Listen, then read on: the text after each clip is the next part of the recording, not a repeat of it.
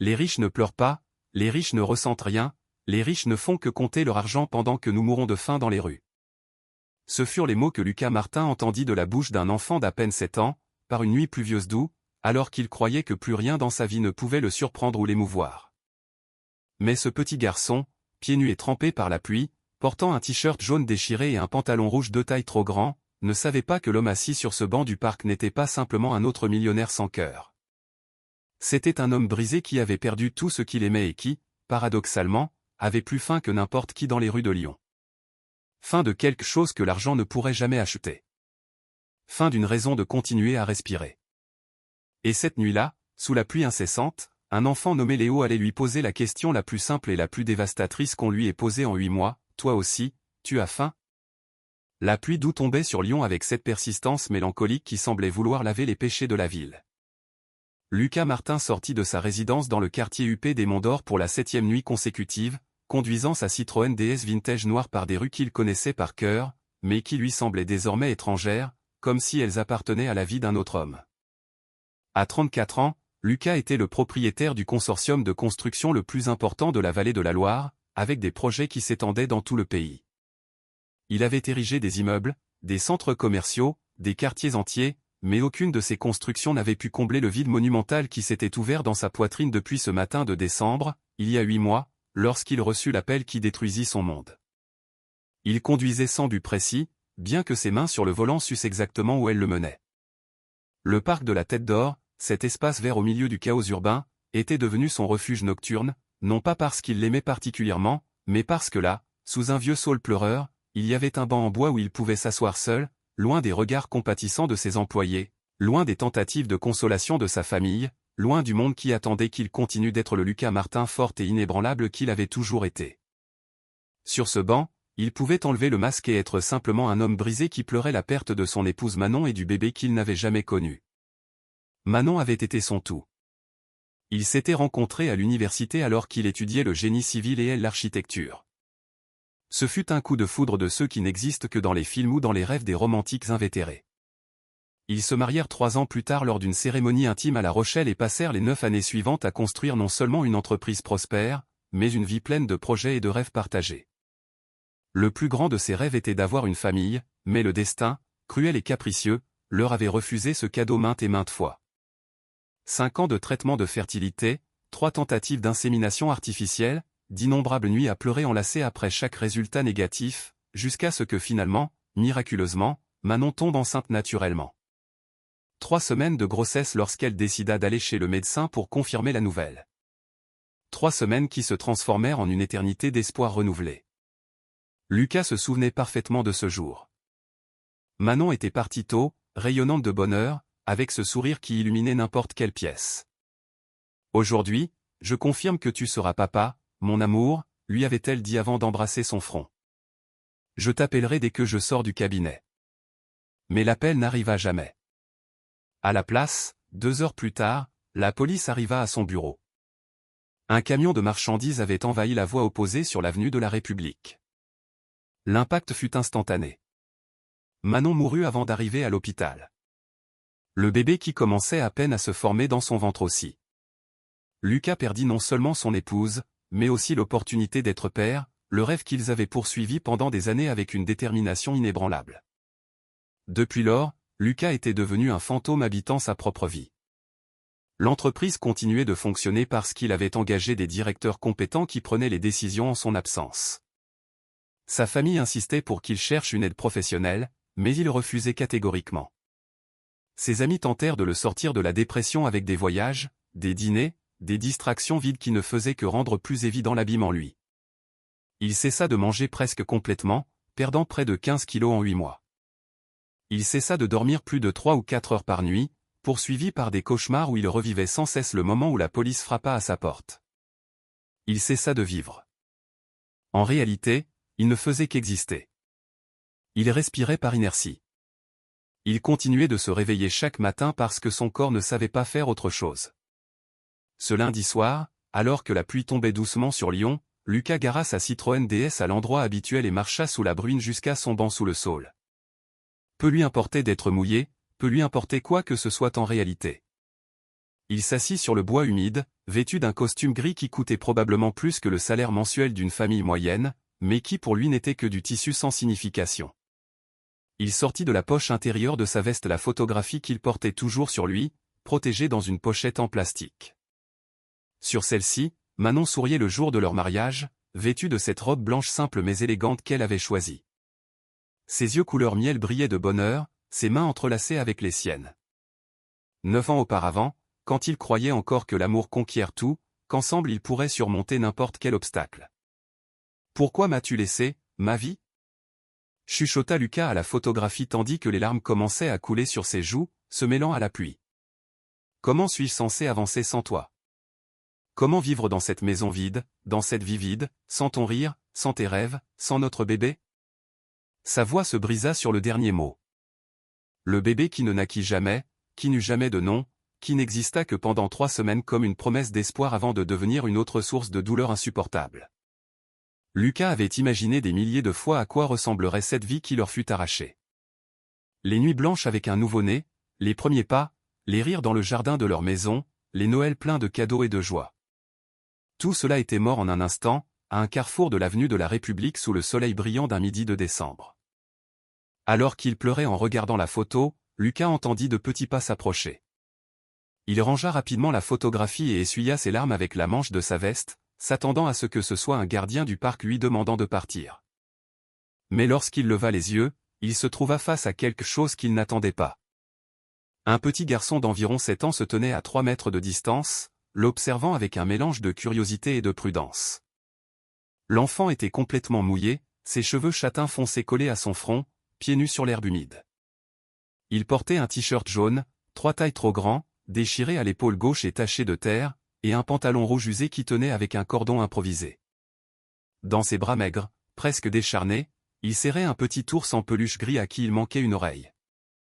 L'enfant le regardait avec des yeux sombres trop grands pour son visage mince, avec ce regard pénétrant que seuls ont les enfants qui ont vu trop de souffrance pour leur âge.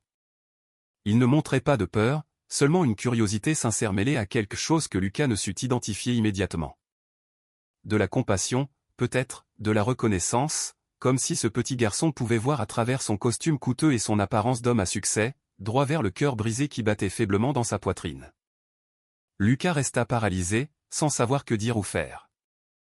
Il était presque minuit et un enfant si petit était seul dans le parc sous la pluie, sans chaussures, avec des vêtements inadaptés au climat. Son esprit, engourdi par des mois de dépression, mit quelques secondes à traiter la scène. Où étaient les parents de cet enfant? Pourquoi était-il seul à cette heure? Pourquoi semblait-il si maigre, les joues creusées et les bras comme des allumettes? Toi aussi, tu as faim comme moi? Demanda l'enfant d'une voix douce mais claire, brisant le silence que seul interrompait le bruit de la pluie tombant sur les feuilles du saule. La question était simple, directe, formulée avec cette franchise brutale que seuls les enfants possèdent, mais elle frappa Lucas comme un coup de poing dans l'estomac. Faim. Combien de temps s'était-il écoulé depuis qu'il avait ressenti une vraie faim? Ce désir de manger qui ne soit pas simplement une obligation mécanique. Alors qu'il s'asseyait dans sa grande maison de campagne entourée de nourriture préparée par sa cuisinière qu'il goûtait à peine, cet enfant errait dans les rues, demandant à des inconnus s'ils ressentaient aussi le vide douloureux dans leur estomac. « Je n'ai pas faim », répondit Lucas après un moment, sa voix encore rauque à cause des larmes. « Tu es seul ici? Où sont tes parents ?» La question lui parut absurde même en la formulant. Il était évident que l'enfant était seul. Il était évident que quelque chose de terrible était arrivé dans sa vie pour qu'un enfant de 7 ans déambule dans un parc à minuit. L'enfant haussa les épaules avec un geste qui transmettait une résignation dévastatrice pour son âge. « Je n'ai pas de parents, j'ai seulement nounours », dit-il en montrant la peluche usée. « On vit par ici. Je t'ai vu et j'ai pensé que peut-être tu avais faim aussi parce que tu as l'air triste, tout comme moi quand je ne trouve pas de nourriture. » Ces mots étaient simples, mais contenaient une sagesse douloureuse. Cet enfant avait appris à reconnaître la faim sur le visage des autres. Non seulement la faim physique, mais quelque chose de plus profond, de plus dévastateur. Lucas observa le petit avec un mélange de choc, de compassion et de quelque chose d'autre qu'il n'avait pas ressenti depuis 8 mois, une curiosité sincère pour quelque chose au-delà de sa propre douleur. « Comment t'appelles-tu » demanda-t-il, sentant que son cœur gelé commençait à battre à un rythme différent. L'enfant s'approcha de quelques pas, perdant un peu de sa prudence initiale. Je m'appelle Léo. Et toi, tu vis dans cette grande maison qu'on voit d'ici? Lucas ressentit une pointe de surprise. L'enfant connaissait sa résidence, ce qui signifiait qu'il vivait probablement à proximité, dans les rues avoisinantes. Oui, j'habite là-bas. Je m'appelle Lucas. Léo sourit pour la première fois et ce sourire simple, authentique, traversa les couches de douleur qui enveloppaient Lucas comme une lumière pénétrant l'obscurité. Lucas est un joli nom, dit l'enfant avec sincérité. Tu es riche, n'est-ce pas? Alors pourquoi tu pleures? Les riches ne pleurent pas. Les riches ne ressentent rien. Les riches ne font que compter leur argent pendant que nous mourons de faim dans les rues. La brutalité honnête de ces mots frappa Lucas avec une force qu'il n'attendait pas. Un enfant de 7 ans venait de verbaliser exactement ce que la société pensait des gens comme lui, que l'argent les rendait immunisés contre la souffrance, que leurs larmes n'étaient pas réelles, que leur cœur ne pouvait pas se briser de la même manière que les cœurs de ceux qui n'avaient rien. Mais Léo ne l'avait pas dit avec cruauté ou ressentiment. Il l'avait dit comme quelqu'un qui répète une vérité qu'on lui a enseignée, avec l'innocence de celui qui ne comprend pas complètement le poids de ses mots. Les riches aussi pleurent, Léo, répondit Lucas avec une douceur qui le surprit lui-même. Parfois nous pleurons parce que nous avons perdu quelque chose que tout l'argent du monde ne peut nous rendre. J'ai perdu quelqu'un de très spécial pour moi. Sa voix se brisa légèrement à la fin, mais il n'essaya pas de le cacher. Il y avait quelque chose dans la présence de cet enfant qui le désarmait complètement, qui rendait impossible le maintien de la façade. Elle est morte? Demanda Léo avec cette franchise directe que seuls les enfants possèdent, s'approchant d'un pas de plus jusqu'à n'être qu'à 1 mètre de distance. Lucas hocha la tête, incapable de prononcer les mots à voix haute. Ma maman aussi est morte, continua Léo, serrant Nounours contre sa poitrine. J'avais 5 ans. Depuis, je vis seul. La simplicité avec laquelle l'enfant raconta sa tragédie fit se compresser douloureusement le cœur de Lucas. Ce petit avait perdu sa mère à 5 ans et avait survécu 2 ans seul dans les rues de Lyon. Et depuis tu vis dans la rue? Demanda Lucas, ressentant un mélange d'horreur et d'admiration pour la force de cet enfant. Léo hocha la tête comme si c'était la chose la plus naturelle du monde. Ouais. Parfois c'est difficile, surtout quand il fait froid ou quand il n'y a pas à manger. Mais Nounours me tient compagnie. Lui aussi a perdu quelque chose d'important, dit-il en montrant l'oreille manquante de la peluche. C'est pour ça qu'on se comprend. Lucas regarda l'ours usé et vit une métaphore parfaite de leur propre vie. Tous les 3 étaient incomplets, avaient perdu des parties essentielles d'eux-mêmes et tentaient de survivre avec ces vides. Tu as de la nourriture dans ta maison? Demanda Léo timidement, regardant en direction de la résidence de Lucas. La question était simple, mais chargée d'une nécessité que Lucas avait oublié existait. Oui, j'ai beaucoup de nourriture, plus que je ne peux en manger. C'était la vérité. Sa cuisinière, Monique, préparait 3 repas par jour qu'il touchait à peine. Et pourquoi tu ne la manges pas? Demanda Léo avec une confusion sincère. Quand je trouve de la nourriture, je suis très content. Je mange tout parce que je ne sais pas quand je vais manger à nouveau. Ces mots étaient comme des poignards traversant la bulle d'apitoiement dans laquelle Lucas vivait. Alors qu'il laissait la nourriture se perdre parce qu'il n'avait pas d'appétit, cet enfant passait des jours sans manger, célébrant chaque bouchée comme un cadeau. Je n'ai pas eu faim depuis que ma femme est morte, expliqua Lucas, surpris de sa propre honnêteté. C'est comme si mon corps avait oublié comment ressentir ces choses. Léo l'observa avec une intensité peu commune chez quelqu'un de si jeune. C'est parce que tu as faim de quelque chose de différent. Ma maman disait que parfois les gens ont faim du cœur, pas de l'estomac, et cette faim est celle qui fait le plus mal. Lucas sentit les larmes revenir à ses yeux. Un enfant de 7 ans qui souffrait littéralement de la faim dans les rues venait de diagnostiquer avec une précision exacte ce qu'il n'avait pas pu exprimer en 8 mois. Il avait faim du cœur, faim de Manon, de son rire, de leur projet ensemble, du bébé qui ne vit jamais le jour. Faim d'un but, d'une raison de se lever chaque matin. Faim de quelque chose qui donnerait un sens au fait de continuer à respirer. Veux-tu venir manger quelque chose chez moi? Demanda Lucas impulsivement, sans trop réfléchir. Léo le regarda avec méfiance pour la première fois. Ma maman m'a dit de ne jamais aller chez des inconnus, qu'il y a des gens méchants. Sa mère, malgré tout, lui avait appris à se protéger. Ta maman avait raison, concéda Lucas. Mais je te promets que je ne vais pas te faire de mal. Je veux juste te donner à manger et peut-être que toi, tu pourras m'aider avec ce que tu as dit. Avec la faim du cœur. Léo regarda Nounours comme s'il demandait conseil à la peluche. Après un moment qui parut éternel, il hocha lentement la tête. D'accord, mais Nounours viens avec moi et si tu essaies quelque chose de méchant, je vais courir très vite. Je suis doué pour courir. Lucas sentit quelque chose ressemblant à un sourire se former sur ses lèvres. Une chose qu'il n'avait pas expérimentée depuis des mois. Marché conclu, et Nounours est le bienvenu. Ils marchèrent ensemble du parc jusqu'à la résidence, Léo se maintenant à une distance prudente, mais sans cesser de tout observer avec des yeux curieux. Lorsqu'ils arrivèrent au portail électrique de la grande maison de campagne, l'enfant s'arrêta, émerveillé. « Ta maison est très grande. Combien de gens vivent ici » demanda-t-il bouche bée. « Seulement moi, » répondit Lucas, ressentant pour la première fois l'absurde immensité de sa solitude. « C'est très grand pour une seule personne, tu ne crois pas » Léo hocha la tête avec emphase. « Il pourrait vivre comme 100 personnes ici dedans. » Lucas alluma les lumières de la cuisine et ouvrit le réfrigérateur. Il était rempli de nourriture préparée par Monique.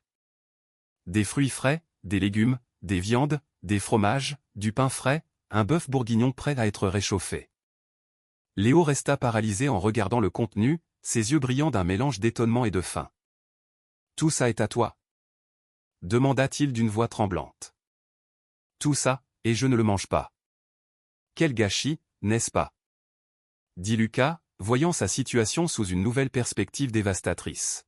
« Qu'est-ce que tu aimes manger » demanda Lucas en sortant des ingrédients. « Tout, » répondit honnêtement Léo. « Quand tu as vraiment faim, tout est bon. » Lucas prépara une quiche lorraine rapide, réchauffa un peu de ratatouille et servit un grand chocolat chaud. Il plaça l'assiette devant Léo, qui regarda la nourriture comme si c'était un trésor. « Je peux commencer » demanda-t-il avec une politesse qui surprit Lucas. « Bien sûr, c'est tout à toi. » Léo mangea avec un désespoir contenu, essayant de ne pas paraître trop affamé, mais sans pouvoir s'empêcher de dévorer chaque bouchée. Lucas l'observait, sentant comment quelque chose à l'intérieur de sa poitrine gelée commençait à dégeler. Alors que l'enfant mangeait, Lucas se surprit lui-même à se servir une assiette. Pour la première fois depuis des mois, il goûta la nourriture. Elle avait du goût, de la saveur. Il avait oublié que la nourriture pouvait avoir un autre goût que celui de la cendre dans sa bouche. « C'est bon » demanda Lucas. Léo hocha la tête la bouche pleine. « C'est la chose la plus délicieuse que j'ai mangée de toute ma vie. La dame qui cuisine pour toi est très douée. » Lucas sourit tristement. « Oui, Monique est excellente. Elle vient tous les jours préparer des repas que je ne mange pas. » L'ironie de la situation n'échappa à aucun des deux. Alors que Léo finissait sa deuxième assiette, Lucas lui demanda « Tu n'as aucun membre de ta famille qui puisse s'occuper de toi ?» Personne. L'enfant secoua la tête. On n'avait que ma maman et moi. Elle travaillait à faire le ménage dans des maisons, mais quand elle est tombée malade, ils l'ont renvoyée. Après sa mort, personne n'a voulu de moi. Ils m'ont dit que j'étais trop petit, que je donnais trop de travail. Ces mots étaient démolisseurs dans leur simplicité. Un enfant de 5 ans rejeté par le monde simplement pour avoir existé. « Et comment as-tu survécu ces 2 années » demanda Lucas, admiratif et horrifié à parts égales. « Je dors où je peux, parfois sous les ponts, parfois dans le parc, je cherche de la nourriture dans les poubelles ou je demande au feu rouge. Certains jours je trouve à manger, d'autres non. Mais Nounours me dit toujours que demain sera meilleur. » Lucas sentit les larmes monter de nouveau à ses yeux. Cet enfant avait affronté plus d'adversité en 7 ans que beaucoup de personnes dans toute leur vie. « Léo, je peux te demander quelque chose » dit Lucas après un moment. « Bien sûr. Pourquoi tu n'as pas peur de moi ? Ta maman t'a appris à ne pas faire confiance aux inconnus, mais tu es venu avec moi. » Léo réfléchit soigneusement avant de répondre. « Parce que tu pleurais comme moi je pleure parfois. Les gens qui pleurent ne sont pas méchants. Les gens méchants ne pleurent pas. Ma maman m'a dit de toujours chercher la bonté dans les yeux des personnes. Et tes yeux sont tristes, mais bons. » La sagesse de cet enfant de 7 ans laissa Lucas sans voix. Il avait développé un système de survie basé sur la lecture émotionnelle des gens, sur la reconnaissance de la bonté à travers la douleur. « Tu pleures beaucoup ?» demanda Lucas doucement. « Avant je pleurais plus. Quand elle venait de mourir, je pleurais toutes les nuits. Maintenant je ne pleure que quand j'ai très faim ou très froid. Et parfois je pleure quand elle me manque beaucoup, comme à son anniversaire ou à Noël. » Lucas sentit son cœur se briser un peu plus. « Léo, je peux te raconter quelque chose ? » « Oui. J'ai perdu ma femme il y a 8 mois. Depuis, je ne sais que pleurer. Je ne peux pas manger, je ne peux pas travailler, je ne peux pas vivre vraiment, je ne fais qu'exister. » Léo arrêta de manger et le regarda avec un sérieux peu commun. « Elle était une bonne personne ? » C'était la meilleure personne du monde. « Alors, elle ne voudrait pas que tu sois si triste pour toujours. Ma maman disait toujours que quand on aime quelqu'un, on veut que cette personne soit heureuse, même si on n'est plus là. » Les mots de Léo traversèrent 8 mois d'apitoiement comme un couteau aiguisé. Manon ne voudrait pas le voir ainsi, se consumant dans sa douleur, gâchant sa vie. Elle voudrait qu'il vive, qu'il trouve le moyen d'avancer, de faire quelque chose de bien avec le temps qui lui restait. « Tu es très sage pour n'avoir que 7 ans, dit Lucas d'une voix tremblante. « Je ne suis pas sage, j'ai juste appris qu'être triste ne ramène pas les gens, et si tu restes trop triste, tu oublies de vivre et alors c'est comme si toi aussi tu étais mort. » Lucas resta paralysé. Un enfant de 7 ans venait de lui décrire exactement ce qui lui arrivait. Il était devenu un mort-vivant, habitant sa vie sans vraiment la vivre. Après que Léo eut fini de manger, Lucas lui fit visiter la maison. L'enfant marchait avec précaution, touchant doucement les murs, les meubles, comme s'il craignait que tout disparaisse à tout moment. « Pourquoi as-tu besoin d'une maison si grande ? » demanda-t-il en observant le salon principal avec ses hauts plafonds et ses immenses baies vitrées. Lucas sentit une boule dans la gorge. « Ma femme et moi voulions avoir des enfants. Nous rêvions de remplir cette maison d'enfants qui courent, rient, jouent. C'est pour ça qu'on l'a achetée si grande. »« Et pourquoi vous n'avez pas eu d'enfants ? » demanda Léo avec cette curiosité directe qui ne connaissait pas de limite. Lucas s'assit sur le canapé, invitant l'enfant à faire de même. « Nous avons essayé pendant de nombreuses années, mais le corps de ma femme ne pouvait pas garder les bébés. C'était très difficile pour nous. Chaque fois qu'on essayait, on avait de l'espoir, et chaque fois que ça ne marchait pas, c'était comme mourir un petit peu. » Léo s'assit près de lui, serrant Nounours. « Ça a l'air très triste. » Ça l'était. Mais finalement, après des années, ma femme est tombée enceinte. Nous étions si heureux, Léo. Nous allions être parents après tant de temps d'attente. « Et qu'est-ce qui s'est passé ? » demanda l'enfant, bien que sa voix suggérât qu'il intuit déjà la réponse. Elle est allée chez le docteur pour le confirmer. Elle est sortie très tôt ce matin-là, si heureuse, avec ce sourire qui illuminait tout. Elle m'a dit qu'elle m'appellerait dès qu'elle sortirait du cabinet, mais elle n'a jamais appelé. Un camion a grillé un stop sur une avenue et a percuté sa voiture. Elle est morte sur le coup. Le bébé aussi. Elle n'était enceinte que de 3 semaines. Les larmes roulaient librement sur les joues de Lucas, maintenant sans honte, sans essayer de les cacher. Léo resta silencieux un moment, traitant l'information avec une maturité qu'il ne devrait pas posséder à son âge. « Alors cette maison attendait des enfants, dit-il finalement. Oui, elle attendait des rires et des jeux et de la vie, et maintenant elle est vide, comme moi. » Léo regarda autour de l'immense salon, puis ramena son regard sur Lucas. Elle n'est pas obligée d'être vide pour toujours. Les maisons sont faites pour avoir des gens dedans, et les personnes sont faites pour prendre soin d'autres personnes. Lucas regarda l'enfant avec un mélange d'étonnement et de quelque chose d'autre, quelque chose qu'il n'avait pas ressenti depuis 8 mois. L'étincelle minuscule d'une possibilité. « Léo, tu veux prendre un bain ? Je peux te donner des vêtements propres. » Les yeux de l'enfant s'illuminèrent d'une manière qui fendit le cœur de Lucas. « Je peux ? Ça fait longtemps que je ne me suis pas lavé dans un vrai bain, seulement parfois dans les fontaines du parc quand il n'y a personne. » Lucas l'emmena dans l'une des salles de bain du premier étage, lui montra comment utiliser la douche et laissa des serviettes propres. Pendant que Léo se lavait, Lucas chercha parmi les vêtements qu'il avait gardés de Manon des choses qu'il n'avait pas eu le courage de donner. Il trouva un petit sweatshirt qu'elle utilisait pour dormir et un jogging qui pourrait aller à l'enfant. Lorsque Léo sortit de la salle de bain, propre et les cheveux humides peignés en arrière, Lucas le reconnut à peine. Sans la couche de saleté, c'était un bel enfant, aux traits délicats et aux yeux expressifs, qui brillait maintenant d'une propreté qui les faisait paraître plus jeunes, plus innocents. « Comment je suis ?» demanda Léo timidement en faisant un tour sur lui-même. « Tu es très bien, » répondit Lucas avec sincérité. « Et Nounours aussi est plus propre. Je l'ai lavé dans le lavabo. » La peluche semblait effectivement moins grise, bien qu'il lui manque toujours l'oreille. Lucas ressentit une immense tendresse en voyant comment Léo avait pris soin de laver aussi son unique ami. « Léo, il est très tard. Tu veux dormir ici cette nuit? Demain nous pourrons réfléchir à quoi faire. » Le visage de l'enfant s'illumina d'un espoir qu'il tentait de contenir. « Vraiment? Et Nounours aussi? » « Bien sûr que oui. Vous pouvez rester tous les deux. » Lucas l'emmena dans ce qui aurait été la chambre du bébé. Lui et Manon l'avaient décoré avec tant d'amour. Des murs couleur bleu ciel, des meubles en bois clair, un petit lit à barreaux qui n'avait jamais été utilisé, des rideaux avec des nuages et des étoiles, une bibliothèque pleine de contes que personne n'avait lus. « Cette chambre est magnifique, » dit Léo avec émerveillement, touchant doucement les rideaux.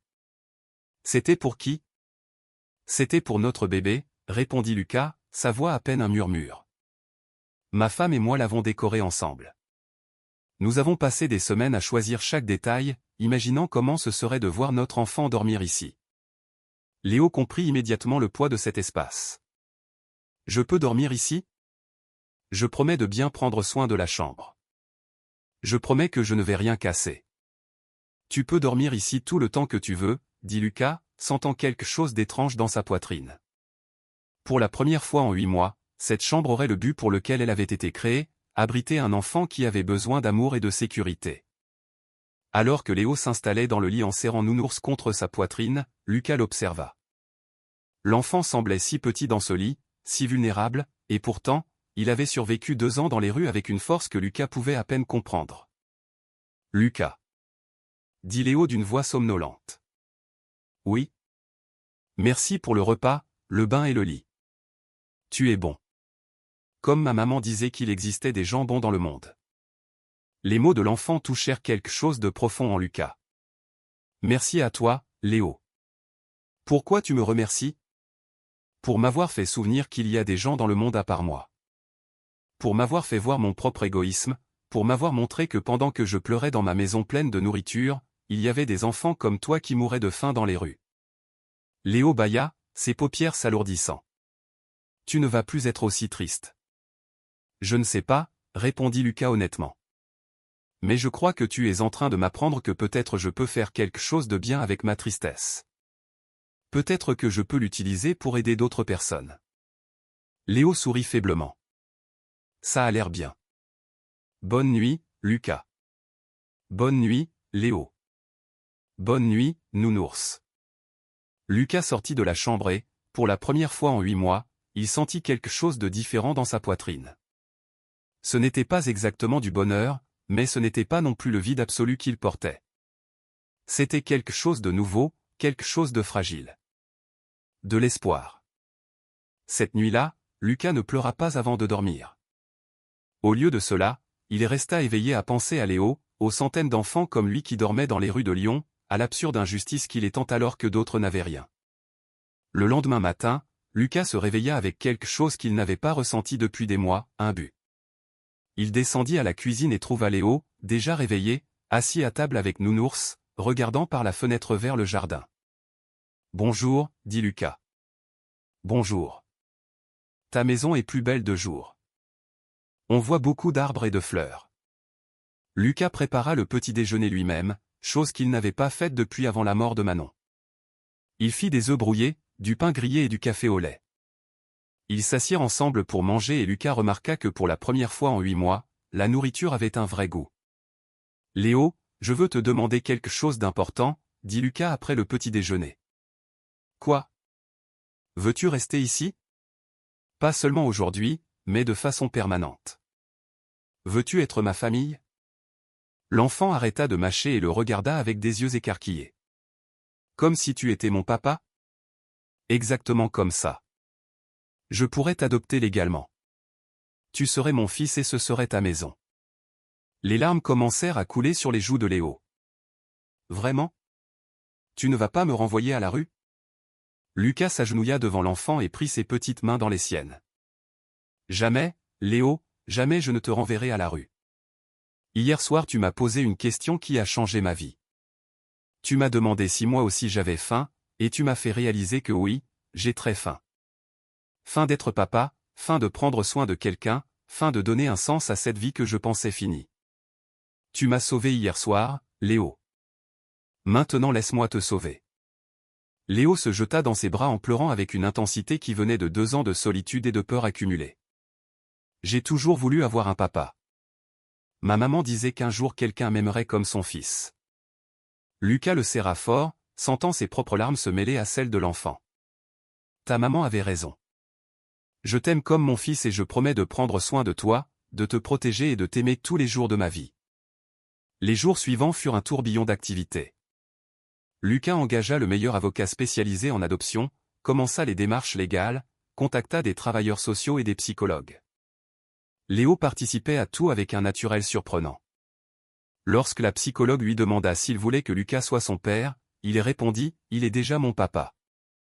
On fait juste les papiers pour que ce soit officiel. » Pourquoi penses-tu qu'il serait un bon père? Demanda la professionnelle. Parce qu'il était triste comme j'étais triste. Mais ensemble on n'est plus aussi triste. Et parce qu'il s'inquiète pour moi et pour Nounours. Un papa qui s'inquiète pour ton Nounours est un bon papa. Durant cette période, quelque chose d'autre commença à changer chez Lucas. Léo lui avait ouvert les yeux sur une réalité qui avait toujours été là, mais que lui, dans sa bulle de privilège, n'avait jamais vraiment vue. Il commença à enquêter sur la situation des enfants sans abri dans la région. Il découvrit qu'il y avait de nombreux enfants vivant dans des situations précaires, sans compter ceux qui étaient dans des foyers surpeuplés. « Papa » dit Léo un après-midi alors qu'il jouait dans le jardin. Il avait commencé à l'appeler ainsi naturellement. « Oui, fils. Il y a beaucoup d'enfants dans la rue comme moi avant. Pourquoi tu ne les aides pas aussi ?» La question était simple, mais profonde. Comment crois-tu que je pourrais les aider? Ta maison est très grande. D'autres enfants qui n'ont ni papa ni maman pourraient vivre ici? Comme une grande famille. L'idée s'installa dans l'esprit de Lucas comme une graine qui commença rapidement à germer. Avec sa fortune, avec ses ressources, avec cette énorme maison de campagne, il pouvait faire une réelle différence. Cette nuit-là, il commença à faire des plans. Il n'adopterait pas seulement Léo, mais créerait une fondation, un foyer d'accueil qui pourrait héberger 20 ou 25 enfants, où ils recevraient non seulement un toit et de la nourriture, mais aussi une éducation, un soutien psychologique, de l'amour et des opportunités. 4 mois plus tard, l'adoption de Léo devint officielle. À l'audience, l'enfant portait un costume bleu que Lucas lui avait acheté spécialement pour l'occasion et tenait Nounours, qui avait maintenant une oreille neuve cousue par Monique, dans ses bras. Léo Hernandez Martin, dit le juge solennellement. À partir d'aujourd'hui, Lucas Martin est officiellement ton père. Léo courut vers Lucas et l'embrassa fort. On est une vraie famille maintenant, papa. On est une vraie famille, mon fils. 8 mois après cette nuit pluvieuse dans le parc, Lucas inaugura la Fondation Manon et Léo, un foyer d'accueil pouvant héberger 25 enfants en situation de vulnérabilité. La maison s'était complètement transformée. Les chambres vides avaient maintenant des lits superposés et des décorations colorées. Le jardin avait des balançoires et des jeux. Le salon principal était devenu un espace d'études et de loisirs. Lucas avait engagé des enseignants, des psychologues, des travailleurs sociaux et des éducateurs. Léo fut le premier à choisir ses nouveaux frères et sœurs, accompagnant Lucas dans les visites aux foyers municipaux. « Papa, cette fille pleure comme je pleurais », disait Léo en montrant une fillette timide de 6 ans. « Et ce garçon serre une voiture cassée, comme je serrais Nounours. Ils ont besoin d'une famille. » La maison, qui avait été vide et silencieuse, se remplit de vie. Rires d'enfants, jeux dans le jardin, devoirs sur la table de la salle à manger, films dans le salon. Lucas réduisit drastiquement sa participation dans l'entreprise de construction de la vallée de la Loire, la laissant aux mains de directeurs capables, et consacra sa vie entièrement aux enfants. 1 an après cette nuit dans le parc, Lucas était dans le jardin à observer les 26 enfants jouer ensemble. Léo, maintenant âgé de 8 ans, était devenu un leader naturel parmi les enfants, toujours prêt à aider ceux qui en avaient besoin, à partager son histoire pour donner de l'espoir aux nouveaux arrivants. Papa, dit Léo en s'approchant de lui. Oui, fils. Tu crois que ma maman serait fière de moi? Lucas l'embrassa. Je suis sûr que ta maman est très fière, et je suis sûr que Manon est aussi fière de ce que nous avons construit ensemble. Tu es encore triste en pensant à elle? Lucas réfléchit un instant. La douleur de perdre Manon ne disparaîtrait jamais complètement, mais ce n'était plus l'abîme paralysant que c'était auparavant. Parfois oui, je suis triste, elle me manque tous les jours, mais maintenant c'est une tristesse différente, une qui cohabite avec la joie de vous voir tous grandir et être heureux. J'ai appris que l'amour ne meurt pas, il se transforme seulement. Léo sourit. Comme la faim. Tu avais faim du cœur et moi j'avais faim du ventre. Mais quand on s'est trouvés, on s'est nourris ensemble et maintenant on nourrit tout le monde. Ce soir-là, pendant le dîner avec tous les enfants autour de l'immense table qu'il avait fait construire, Lucas demanda l'attention. Les enfants, je veux porter un toast. Avec du jus de pomme. Cria Chloé, 6 ans, en levant son verre. Lucas rit. Avec du jus de pomme. Je veux trinquer à notre famille qui est née par une nuit pluvieuse quand un garçon très courageux m'a posé une question qui a changé ma vie pour toujours. C'était moi. Dit Léo avec fierté. Tu as sauvé papa Lucas? Demanda Léa, 5 ans. Non, répondit Léo avec sérieux. On s'est sauvé l'un l'autre, et après on vous a sauvé vous. Parce que quand tu as de l'amour, tu peux le partager, et quand tu partages de l'amour, tu reçois plus d'amour. C'est comme de la magie. Léo a raison, dit Lucas, la voix pleine d'émotion. L'amour est la seule chose qui grandit quand on le divise, et cette famille en est la preuve. Après le dîner, quand tous les enfants furent endormis, Lucas alla dans sa chambre et prit la photographie de Manon qu'il gardait sur sa table de nuit. Il ne la regardait plus pour pleurer, mais pour sourire et sentir sa présence comme quelque chose de lumineux au lieu de douloureux. On a réussi, mon amour, chuchota Théil à la photo. Et on a rempli cette maison d'enfants comme on en a toujours rêvé. Pas de la façon qu'on imaginait, mais peut-être d'une façon plus belle. Léo m'a appris que le véritable amour ne meurt jamais, il trouve seulement de nouvelles formes pour se manifester. Il rangea la photo et alla vérifier les enfants avant de dormir. Son dernier arrêt fut la chambre de Léo. L'enfant dormait profondément, serrant nounours, mais il se réveilla en sentant la présence de Lucas. « Papa, ça va? » « C'est parfait, fils. Je suis juste venu te souhaiter bonne nuit. »« Papa, tu te souviens de la question que je t'ai posée cette nuit-là au parc? » »« Comment l'oublier? Tu m'as demandé si moi aussi j'avais faim. »« Et tu as toujours faim? » Lucas regarda par la fenêtre vers le jardin où 25 enfants avaient joué ce jour-là. Il écouta les sons doux des enfants dormant dans les autres chambres. Il sentit le poids de l'amour qui remplissait chaque recoin de cette maison qui avait été vide. Je n'ai plus faim, Léo. Maintenant je suis rassasié. Plein d'amour, plein de but, plein de gratitude. Tu m'as appris à nourrir mon cœur en nourrissant les autres. Léo sourit et ferma les yeux. Bonne nuit, papa. Je t'aime. Bonne nuit, fils. Moi aussi je t'aime. Plus que les mots ne peuvent l'exprimer. Lucas sortit de la chambre et marcha dans les couloirs de la maison, écoutant la respiration tranquille des enfants dormant en sécurité pour la première fois de leur vie. Il s'arrêta devant la fenêtre qui donnait sur le parc de la Tête d'Or où tout avait commencé. Au loin, il pouvait imaginer le banc sous le saule où il avait l'habitude de pleurer toutes les nuits. Maintenant, cet endroit représentait non pas son point le plus bas, mais le moment où sa vie avait commencé à changer. L'amour de Manon n'était pas mort avec elle, il s'était multiplié à travers Léo et chacun des 25 enfants qui appelaient maintenant cette maison leur foyer. Une question simple d'un enfant affamé avait sauvé non seulement la vie de Lucas, mais aussi les vies de 26 enfants qui avaient maintenant une famille, un avenir, une opportunité. Et tout cela, parce que par une nuit pluvieuse d'août, un enfant de 7 ans avait eu le courage de s'approcher d'un inconnu qui pleurait et de lui demander « Toi aussi, tu as faim ?»